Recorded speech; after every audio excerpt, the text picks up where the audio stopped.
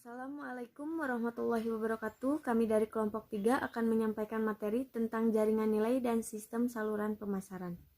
Jaringan nilai atau value network yaitu sebuah sistem kemitraan dan aliansi yang diciptakan perusahaan untuk menyediakan, menambah, dan menghantarkan penawarannya. Sistem saluran pemasaran atau marketing channel system adalah sekelompok saluran pemasaran tertentu yang digunakan oleh sebuah perusahaan, dan keputusan tentang sistem ini merupakan salah satu keputusan terpenting yang dihadapi oleh manajemen. Salah satu peran utama saluran pemasaran adalah mengubah pembeli potensial menjadi pelanggan yang menguntungkan. Saluran pemasaran tidak hanya melayani pasar, tetapi mereka juga harus membuat pasar. Dalam mengelola perantara, perusahaan harus memutuskan berapa besar usaha yang dilakukan untuk melakukan strategi pemasaran dorong atau tarik. Strategi dorong atau push strategi menggunakan tenaga penjual, uang promosi dagang, atau sarana lain produsen untuk mendorong perantara membawa, mempromosikan, dan menjual produk ke pengguna akhir. Sarana tarik atau pull strategi, produsen menggunakan iklan, promosi, dan bentuk komunikasi lain untuk meyakinkan konsumen agar meminta produk dari perantara sehingga mendorong perantara memesan produk tersebut. Strategi tarik tepat digunakan ketika ada loyalitas merek yang tinggi dan keterlibatan yang tinggi dalam kategori tersebut. Konsumen mampu menerima perbedaan antar merek dan konsumen sudah memilih merek sebelum pergi ke toko. Saluran hibrida. Perusahaan yang mengelola saluran hibrida harus memastikan bahwa saluran-saluran itu bekerja sama dengan baik dan menyesuaikan diri dengan cara pelaksanaan bisnis yang disukai setiap pelanggan sasaran. Pelanggan mengharapkan integrasi saluran yang ditemukan karakternya oleh fitur-fitur seperti yang pertama, kemampuan memesan produk secara online dan memilihnya di lokasi eceran yang nyaman. Kedua, kemampuan untuk mengembalikan produk yang dipesan secara online ke toko pengecer terdekat. Yang ketiga, hak untuk menerima tawaran diskon dan promosi berdasarkan total pembelian online dan offline. Saluran sektor jasa. Saluran pemasaran tidak terbatas pada distribusi barang fisik saja. Produsen jasa dan ide juga menghadapi masalah membuat jasa mereka tersedia dan dapat diakses oleh fungsi sasaran. Contohnya sekolah, rumah sakit, biro jasa, tukang beca, dan peran saluran pemasaran. Saluran pemasaran berfungsi untuk menggerakkan barang dari produsen ke konsumen. Saluran pemasaran mengatasi kesenjangan waktu, tempat, dan kepemilikan yang memisahkan barang dan jasa dari mereka yang memerlukan atau menginginkannya. Produsen yang menjual produk fisik dan jasa mungkin memerlukan 3 saluran. 1. Saluran penjualan, 2. Saluran pengiriman, 3. Saluran jasa.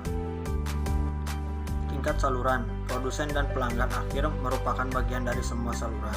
Kita akan menggunakan jumlah tingkat perantara untuk menentukan panjang saluran. Ilustrasi beberapa saluran pemasaran barang konsumen dengan panjang yang beragam. Aliran fisik, pemasok, pengangkut gudang, produsen, pengangkut gudang, penyalur, pengangkut, pelanggan. Aliran hak milik, pemasok, produsen, penyalur, pelanggan. Aliran pembayaran, pemasok, bank, produsen, bank, penyalur, bank, pelanggan. Aliran informasi, pemasok, pengangkut, gudang, bank, produsen, pengangkut, gudang, bank, penyalur, pengangkut, bank, pelanggan. Aliran promosi, pemasok, agensi iklan, produsen, agensi iklan, penyalur. Keputusan rancangan saluran. Perancangan sistem saluran pemasaran membutuhkan analisis kebutuhan konsumen, menentukan tujuan saluran, serta mengidentifikasi dan mengevaluasi alternatif saluran utama. Dalam merancang saluran pemasaran, pemasar harus memahami tingkat output jasa yang diinginkan pelanggan sasaran. Saluran menghasilkan 5 output jasa. Ukuran lot, jumlah unit yang diizinkan saluran untuk dibeli oleh pelanggan umum dalam satu peristiwa. Waktu tunggu dan waktu pengiriman, rata-rata waktu tunggu pelanggan saluran untuk menerima barang. Kenyamanan spasial tingkat di mana saluran pemasaran membuat konsumen lebih mudah membeli produk. Keragaman produk, rentang pilihan yang disediakan oleh saluran pemasaran, dukungan layanan jasa tambahan, kredit, pengiriman, instalasi, perbaikan yang disediakan oleh saluran. Keputusan manajemen saluran. Memilih anggota saluran bagi pelanggan saluran merupakan perusahaan untuk memfasilitasi pemilihan anggota saluran. Produsen harus menentukan karakteristik yang membedakan perantara yang lebih baik. Mereka harus mengevaluasi jumlah tahun dalam bisnis, lini lain yang dijual, pertumbuhan dan cuatan laba, kekuatan keuangan, kerjasama, dan reputasi layanan. Melatih dan memotivasi anggota saluran. Perusahaan perlu merencanakan dan melaksanakan program pelatihan yang cermat bagi perantara mereka. Dimotivasi perusahaan perlu memandang perantaranya sebagaimana ia memandang pengguna akhirnya. Selanjutnya, mengevaluasi anggota saluran.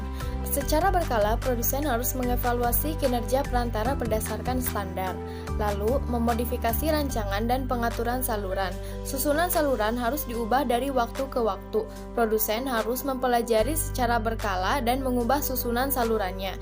Tidak satupun saluran pemasaran akan tetap berjalan efektif sepanjang siklus hidup produk tersebut.